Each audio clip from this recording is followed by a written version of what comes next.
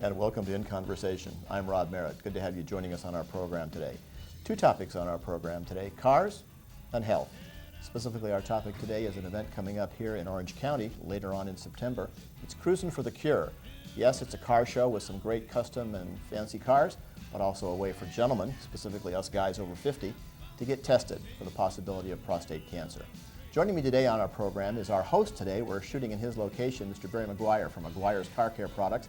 Barry, a pleasure to have you with us on the show. Thank you. Thank you. Good to be with you. We are here in your facility, and you're used to doing television. In fact, you have a show called Car Crazy? Car Crazy, yeah, for 10 years now. Okay.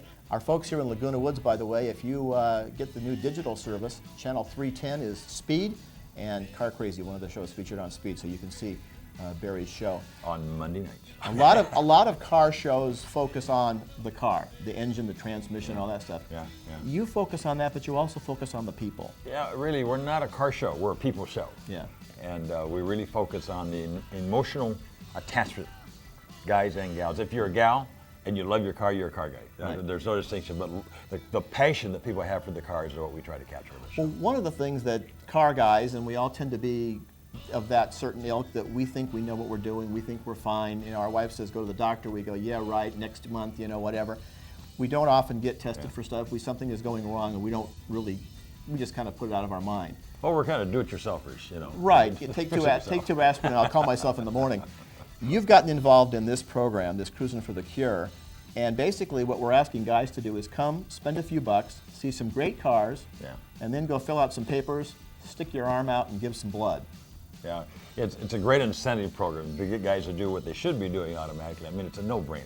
Every guy should be doing this our age, right. On a yearly basis. But the fact of the matter is, most guys don't. Mm-hmm. You know, prime example, we just lost Merv Griffin. Right. He didn't have to die. Right. That's just a crime. I mean, this talented man with all these resources, and we lost him because he didn't do a simple PSA test. And we'd think that all of us that have some means would be getting regular exams from our doctor, and they would be asking for that test. Some doctors, believe it or not, even here in Orange County, you have to say, by the way, doctor, be sure you check that little box so I get it. When you check my cholesterol and everything else, check my PSA. The other thing is, you know, the Cruisin for the Cure can do a PSA test, but really the follow-up test is that other unpleasant test that we really don't like, and that's that rectal exam. Right, and you can get either one, or you can get both at Cruisin for a Cure. I mean, they're both available. Most guys go for the. Most guys take the macho blood test. Yeah. But the fact of the matter is, you could have a low PSA count, is what they tell me, and still have a problem that you could catch if you did the rectal test as well. So really, we need to have both taken care of, gentlemen, to make sure we're healthy. And as we were learning earlier, even a low number may not necessarily mean you're cancer-free, and a high number may not mean you have cancer. A lot of specifics, age and all that. A good example, there's a doctor joining us today, and my score was 0.9 one year. This last year, it was 1.1. I'm thinking I'm in great shape. And he says, you know, did you have the other test? I said, no. He says, you know what? You could still have a problem. You'd be absolutely convinced. Know that 100% that you're okay. You need to have both. Well, we're talking about the fact that you're involved in the people end of the car business. Now, you make a great line of products, and you sell them at car dealerships, use them, and people buy them for their personal cars. I think you go to about 500 or 600 car shows a year yourself. But this one has to have a special place in your heart. Well, it really does. I do have my favorite shows. We sponsor over 7,000 car shows in the United States, another 2,000 outside the United States. So we go to a lot of car shows. Karen and I, my wife and I, feel like we often go to all of them, but we don't all, but we go to a lot. Almost every weekend we're at a car show. But Cruisin for a Cure is so special. Debbie Baker, this lady, has so embraced this problem and is so passionate about it, and so doing has built really one of the great car shows in the country. To have over 3,000 cars in a one-day show is phenomenal. They're great cars. And in the midst of it, she is not promoting cars. She's going around with her cart, and she said, come on, guys, and she spends the whole day getting us in. All our guys wear black. We call ourselves the Men in Black. And we take a moment every year to our Men in Black, and we're going to march down there. We're all going to do it together, you know. And she looks, if you don't have that bandage on your arm. Oh yeah, that's your badge. She grabs you and hauls you in there, make sure it gets taken care of. So there's peer pressure. If you don't have that little piece of cotton taped to your arm, what happened to you? Why aren't you doing it? So, and you think of all the lives that have been changed because of it. My buddy Rick Rollins here with us today, and we might not have Rick today if he hadn't come and hadn't been tested. And I understand you've encouraged your staff members to get tested as well. We all do it. We have probably 20 guys at that show, and we go in mass, so nobody's left out. We all go, and several of our people have found that they had a problem. We dealt with it, and they're all very healthy today and functioning well. Well, we talked about the fact with the doctor, who you're going to find out a little bit later, there's some new techniques and new technologies, better way to deal with prostate cancer. Once we have been tested, they do find a problem. There's certainly some new techniques and new ways to deal with both the problem of cancer and also some of the after effects that can take place. You're also cutting edge, not in health so much, but in car care products. And we've seen cars change. Your family started about the turn of the century making car care products. 1901, my grandfather started. I'm third generation. And we really focus on creating perfect finishes. So if you look at the sun on a black car on a sunny afternoon, you just see the reflection of the sun and nothing else. And car guys like that a lot. So interesting statistic, 11% of the population now buys 86% of all the car wax. That's the car hobby, and that's where I live and spend my time. So some people, the car is a transportation. You get them back and forth to work, get the kids to the soccer game, go to church on Sunday. For others of us, it's a part of our life. We still go to church on Sunday. Right. But we get to the car shows as well. I might say, I saw one of Barry's shows recently. His pastor drives a Harley Davidson. He's a Harley guy. Now, yeah. I don't think you joined the church because of that, but anyway. Another great guy, it's on the radio all the time, well, let's say Greg Laurie, and he's a total car guy and a biker, but he has his car shirt up. So lots of interest that Barry has going on out there.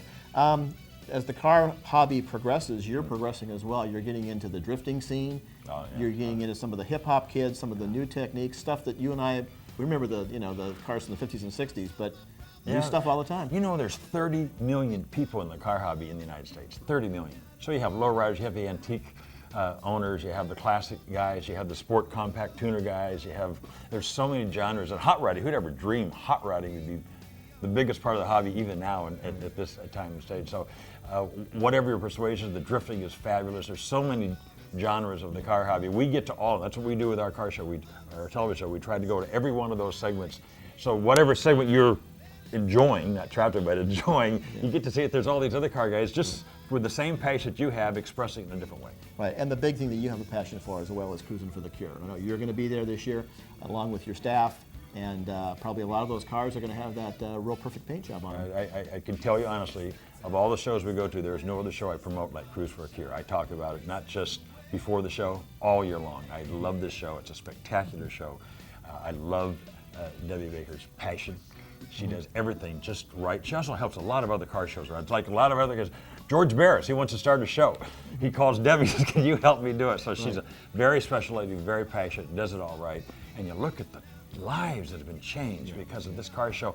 And now, because we've given a platform for it in our television show, we have Cruise for the Cure shows popping up all over the United States because they saw it and said, I want to talk to that. I want to start one of those in my area. So we have a number of shows across the country now.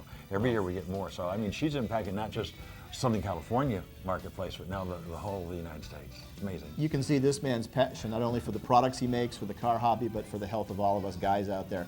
So we're going to be taking a look at a couple other segments. We're going to be talking with a cancer survivor, a doctor, and meeting Debbie a little bit later in the program. Stay with us as In Conversation continues for today. We're talking with Rick Rollins, and Rick, good to have you on the program today. We're talking about cancer, gentlemen with prostate cancer. You are a survivor. I am. Talk about how you got to be tested. You know, my good pal Barry McGuire took me to the Cruise for the Cure, and I thought I was just going to see some hot rods and have a great time. And he films this great show called Car Crazy, and he asked me to have a blood test with the Car Crazy guys for filming the show. And I knew I didn't need it because every other year I have a PSA test for my vintage racing license. So, but it had been about a year and a half, so just to go along with the program, I had the blood test, didn't think anything about it, and lo and behold, a few weeks later, I get a little note in the mail that there's a possibility I have prostate cancer. Okay, then the follow-up, you go see your doctor. Right, go see my doctor, he takes another PSA test, it's a simple blood test, no big deal, and that turns out positive as well. And I was actually right on the border, so I was just going to ignore the whole thing because I thought I was within the safe zone. Right. And my wife wouldn't hear of that, and she had me go and have a biopsy, and sure enough, I did have prostate cancer. Mm-hmm. Treatment options, I'm sure they gave you some options. How did you make your decision that way? You know, I went through all the options, and I really did a lot of research. And it's a personal decision as to what you chose to do. I was only 51 years old, and so I wanted to be very aggressive in how I handled it. So I decided I wanted to have the surgery, and I interviewed a lot of friends and a lot of surgeons, and it ended up going to City of Hope and having a robotic laparoscopic prostatectomy. Mm-hmm. So actually a machine did the work under the doctor's hands controlling the machine. Yeah, it's called the Da Vinci technique, and there's a doctor there named Mark Kawachi who had at that time done 650 of them. And they run a video game, if you will, and it's all done laparoscopically with this robotic arm. A lot of men are concerned about what might be the after effects. How are you doing? You look obviously very healthy and you're enjoying your hobby of cars as well as your business. You're doing okay today? Right, I'm doing great, and I'm really pleased that I did that. Now, I had a little more complication because they found a positive margin, which means that where the surgery took place, there was not a totally clean edge. And so then we got into a whole nother round of decision making, and I decided to do radiation as well. So I did radiation just because I wanted to be sure that I didn't have to deal with this in the future. Right. And thank the Lord, everything is great. I have no after effects, and I'm completely normal. My biggest challenge now is just remembering that I even had it and went through it. That's great. So you'd recommend that guys get tested? Absolutely. You know, us guys, car guys in particular, we take way better care of our cars than we do our bodies. And this is something that is so easy. I mean, it's a simple blood test. And if all types of cancer were that easy, we could, diagnose and detect all different cancers. But this one's simple.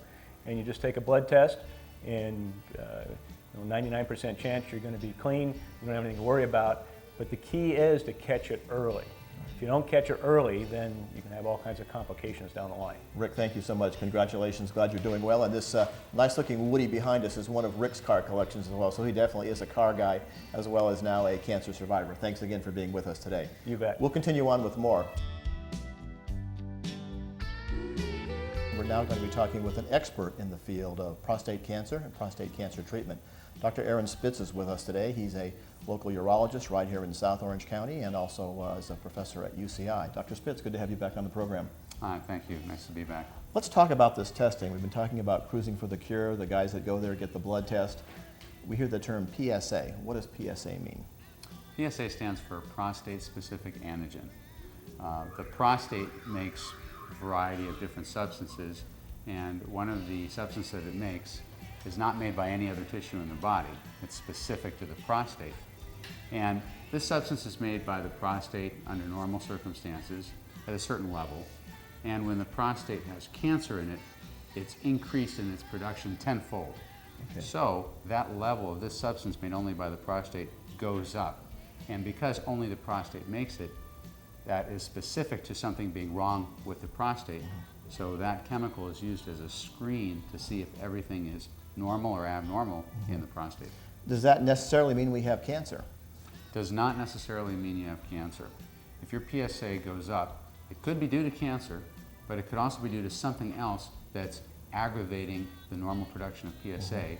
And the most common other thing besides cancer is inflammation. And that might be due to an infection from a bacterial infection, or it might be just due to some mechanical irritation, like just having had a colonoscopy, for example. Okay, so lots of things can raise that number. We see those numbers, and those of us who get somewhat regular blood tests, our doctor will write a number on the piece of paper and say that's good or that's normal or come see me. What are we looking for? What do those numbers mean? What's the normal range on that number? Well, there are two ways of characterizing a normal value.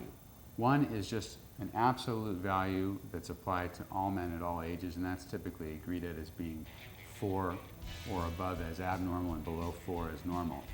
However, a better way to do it is to be age specific, because a man's PSA will go up as he ages typically. And so in a younger male, you want to have a lower threshold than in an older male. So for men in their 50s, a more agreed upon level is 2.5 or below as being normal, whereas the man in his 70s or 80s, you're really looking at that 4 or maybe even 5 or 6 range as you get into those later decades. And if we were to test a 17 or 18-year-old, they might be what, a 1 or something? Sure. And there's not a real well worked out range for the younger men. And that can be a little bit disconcerting, because every now and then, as part of my male infertility practice, I might find an abnormality on a rectal exam on a man in his 20s. but what is the normal for somebody in their 20s? It's not really well worked out. Another important thing about that number is it's not just the absolute value itself, even if you adjust for age. The other thing that is important is it changing? What is the relative rate of change? As I said, a man's PSA is likely to go up as he gets older, but it's likely to go up very slowly. If you have a rapid rate of change, even though both the starting number and the ending number were both in the normal range, let's say a man's PSA 1 year is 2 and the next year it's 3.5, well, both of those numbers are below 4, but to go from 2 to 3.5, almost doubling in a year, is too rapid a rate of change. So we're paying attention not only to the number itself, but what is it doing over time? So a single number in time doesn't always tell the whole story. All right, we've heard that we get tested, we get that number back. Cruise for the Cure says you should go see your doctor. We go see our family doctor. He refers them to someone such as yourself. You do extensive testing. You determine, yes, in fact, this individual does have prostate cancer. The biggest fear that most men have are what's going to happen after the surgery. Am I going to be incontinent? Am I going to have other, dysfunctional problems? Set some of those fears aside for our viewers. Sure. The majority of men who are diagnosed with prostate cancer are likely to be eligible for surgery or radiation, because the majority of men who are diagnosed with prostate cancer are diagnosed at an early stage, when the cancer is actually curable by removing it from the body or destroying it where it sits before it's had a chance to spread to other parts of the body.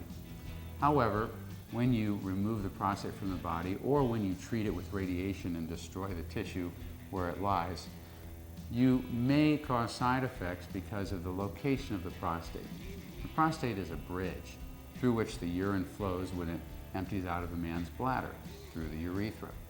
And if you affect that bridge, you can affect one's ability to control their urination. Whether it's surgery or whether it's radiation, there can be an effect on a man's ability to control their urination. With surgery, the worst thing that might happen is that a man may become incontinent, unable to hold their urine and therefore leak urine into their clothes or into a diaper just with stress or exertion. That doesn't typically happen with radiation. However, with radiation, because you're damaging tissue that stays in there, a worst case scenario would be a situation where your bladder is chronically irritated and you're having to urinate very frequently, day and night.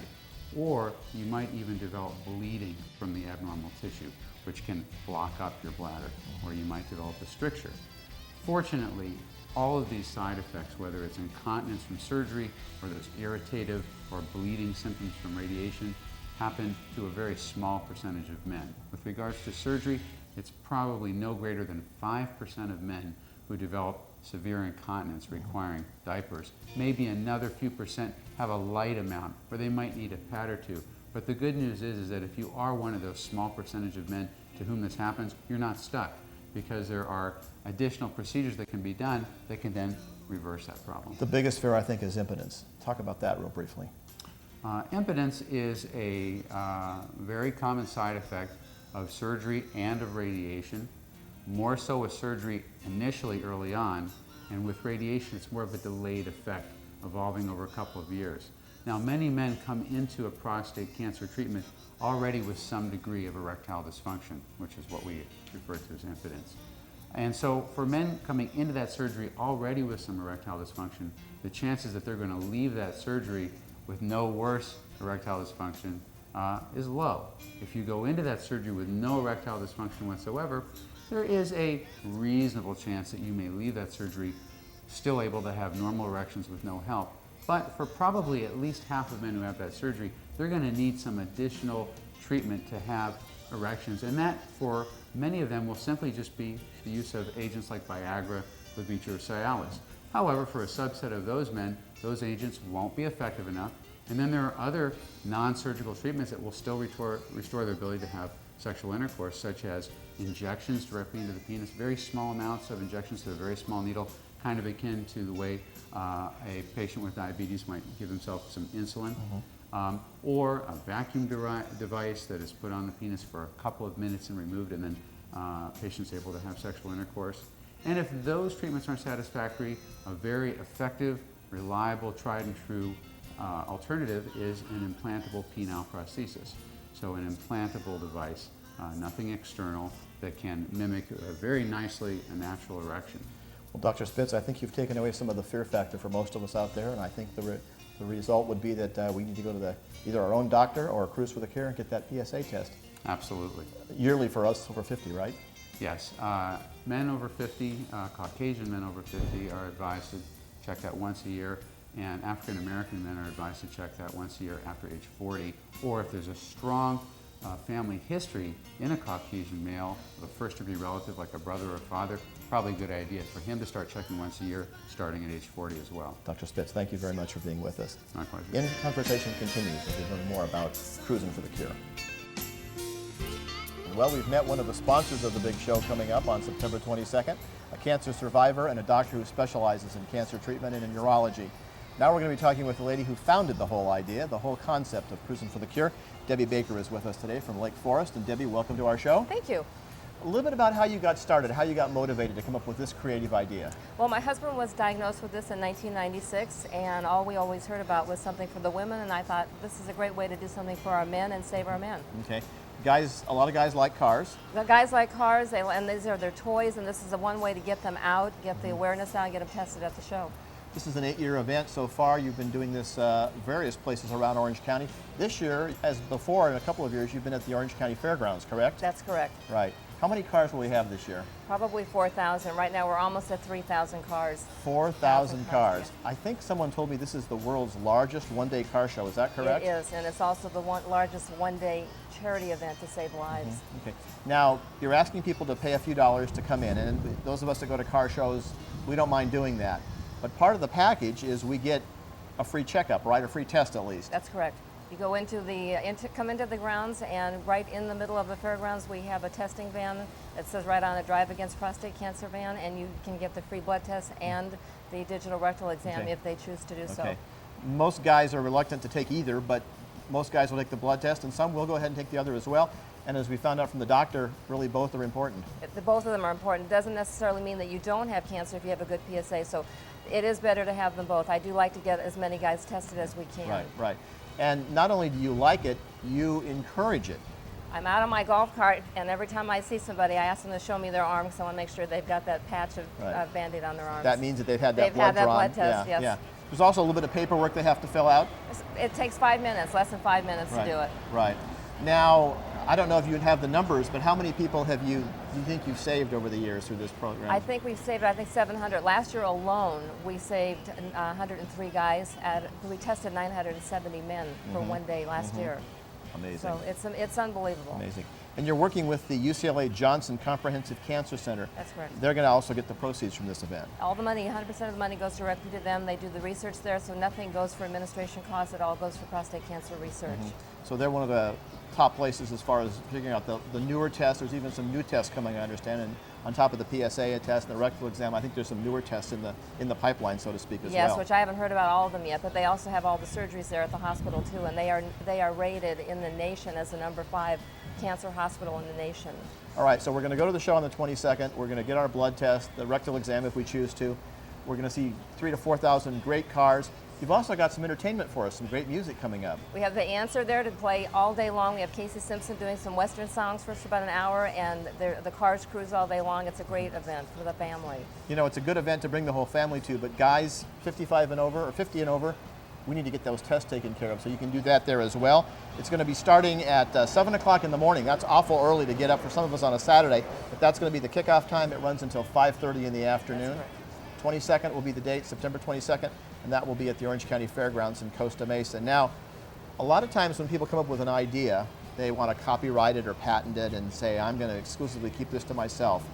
You don't have that philosophy with Cruisin' for the Cure. No, I have actually gone public with this with licensing agreements, and we're now doing one in Ontario, Canada this coming weekend. We're doing one in New York the following weekend, Fort Worth, Texas, and Utah. And we've gotten calls from Car Crazy that they filmed from last year, people that had seen the episode.